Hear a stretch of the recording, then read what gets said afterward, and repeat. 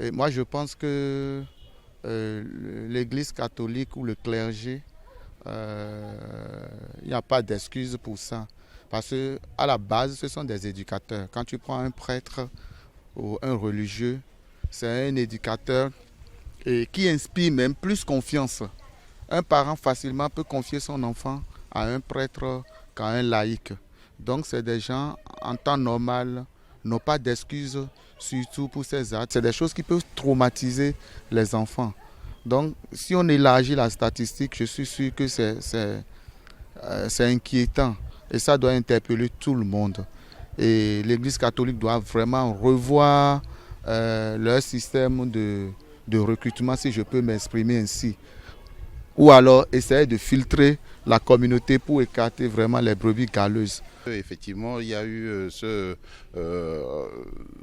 rapport sauvé qui ébranle le monde entier, mais pas l'Église. Ça, on peut penser que ça ébranle l'Église. C'est vrai que ça secoue, mais ça n'ébranle pas l'Église. L'Église reste fondamentalement sur ses fondamentaux.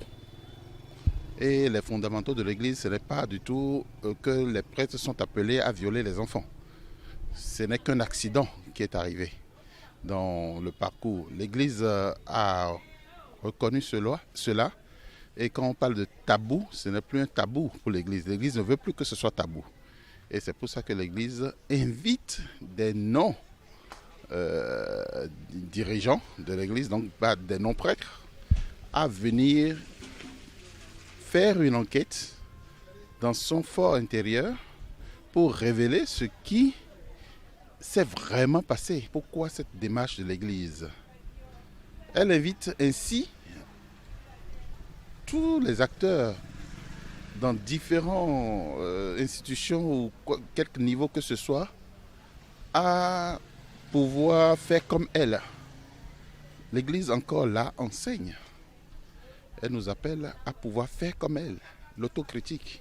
L'acte de pédophilie, ce n'est pas que dans le clergé, mais moi en tant que chrétien catholique, je parle en tant que chrétien catholique, je ne peux pas accepter une telle chose, je ne peux pas dire que c'est pas eux aussi, après tout, ils sont des hommes et autres. La vie est un choix. Si vous avez choisi être prêtre, servir Dieu, si vous avez choisi être célibataire, vous assumez. Un prêtre rentre dans un environnement tout de suite, il inspire confiance. Déjà son habit inspire confiance, le titre inspire confiance, toute sa formation inspire confiance. Donc on ne peut plus comprendre du fait que cette personne maintenant puisse prendre des mineurs qu'il est censé éduquer, qu'il est censé coacher pour qu'ils puissent réussir leur vie, prendre ces mineurs et avoir des rapports sexuels avec. Moi, je suis vraiment scandalisé.